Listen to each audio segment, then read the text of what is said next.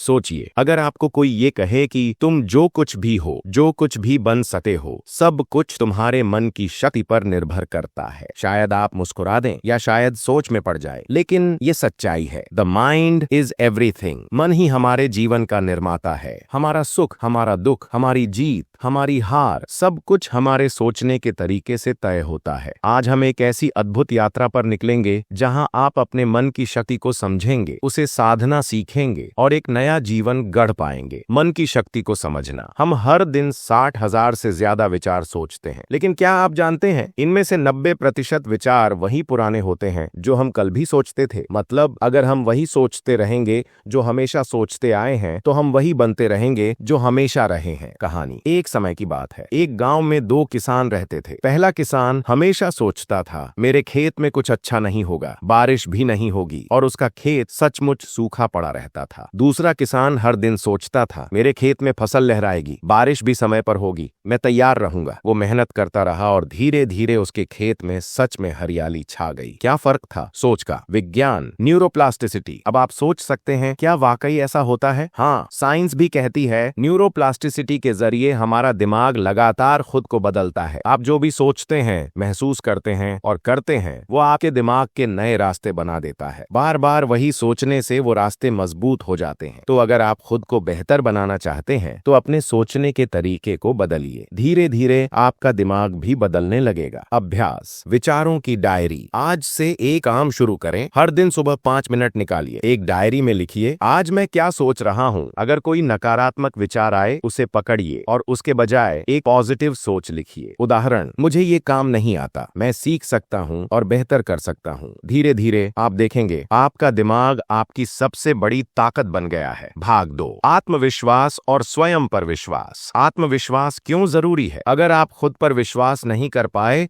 तो दुनिया का कोई भी चमत्कार आपको आगे नहीं बढ़ा सका। विश्वास मन की खुराक। जैसे शरीर के लिए भोजन जरूरी है, वैसे ही मन के लिए आत्मविश्वास जरूरी है। कहानी। थॉमस एडिसन और उनकी माँ। एक बार स्कूल से घर आते वक्त थॉमस एडिसन ने अपनी माँ को एक चिट्ठी दी। शिक्षक ने कहा था, इसे अपनी माँ को ही पढ़ने देना। माँ ने चिट्ठी पढ़ी और मुस्कुराते हुए कहा, स्कूल ने लिखा है कि थॉमस एक जीनियस है। हमारा स्कूल छोटा है, इसलिए वो उसे आगे बढ़ा नहीं सकते। अब से मैं ही उसे पढ़ाऊंगी। सालों बाद जब एडिसन महान वैज्ञानिक बने, उन्हें वो पुरानी चिट्ठी मिली। चिट्ठी में लिखा था, आपका बेटा मंदबुद्धि है, हम उसे स्कूल में नहीं रख सकते। सोचिए, अगर उसकी माँ ने उस समय विश्वास न दिखाया होता, तो शायद थॉमस एडिसन दुनिया को रोशनी न दे पाते। मन में विश्वास का बीज बोइए। अभ्यास। खुद से बात करना। हर सुबह आईने में खुद से कहिए, मैं काबिल हूँ, मैं सीख रहा हूँ, मैं हर दिन बेहतर हो रहा हूँ। धीरे धीरे आपके भीतर एक ऐसी शक्ति जागेगी जो आपको कहीं भी पहुंचा सकती है। डर एक मन की रचना। ये एक छोटा सा शब्द है, लेकिन हमारी जिंदगी पर इसका बहुत गहरा असर पड़ता है। लेकिन ध्यान दीजिए,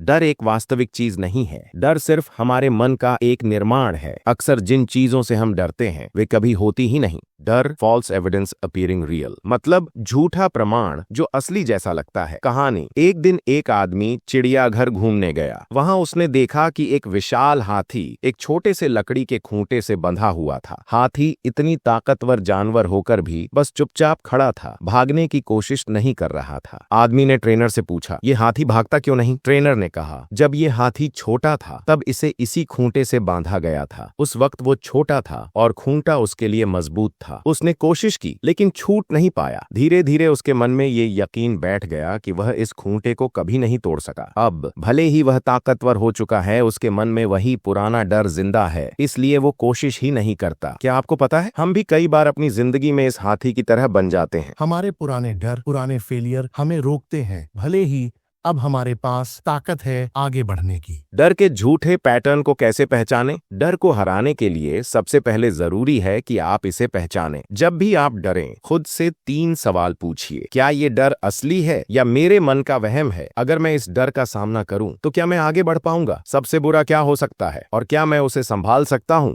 90% मामलों में आप देखेंगे डर सिर्फ एक भ्रम है। डर से दोस्ती करना। आज से एक काम करें, हर दिन एक छोटा डर चुनिए, उसे फेस फेस कीजिए, चाहे वो किसी से बात करने का डर हो या स्टेज पर बोलने का। हर बार जब आप डर का सामना करेंगे, आपका मन मजबूत होता जाएगा। आप खुद पर यकीन करना सीखेंगे। याद रखिए, डर के उस पार ही असली सफलता छुपी है। विजुअलाइजेशन और मानसिक अभ्यास। दिमाग कल्पना और हकीकत में फर्क नहीं करता। अब एक बहुत दिलचस्प बात जानिए, जब आप कुछ इमेजिन करते हैं तो आपका दिमाग उसे लगभग असली जैसा ही मान लेता है। इसका मतलब, अगर आप अपने लक्ष्य, अपनी सफलता की तस्वीरें बार बार अपने दिमाग में बनाएं, तो आपका दिमाग उस दिशा में काम करना शुरू कर देगा। माइकल फेल्प्स, जो दुनिया के सबसे महान तैराकों में से एक हैं, हर प्रतियोगिता से पहले अपने दिमाग में पूरे रेस की कल्पना करते थे। कैसे वे पानी में उतरेंगे, कैसे हाथ चलाएंगे, कैसे जीतेंगे, सब कुछ। जब असली रेस होती थी तो उनके दिमाग के लिए ये सब नया नहीं होता था। वो पहले से ही प्रैक्टिस कर चुका होता था अपने मन में। तो सोचिए, अगर आप रोज सुबह 5 मिनट अपने लक्ष्य को विजुअलाइज करें,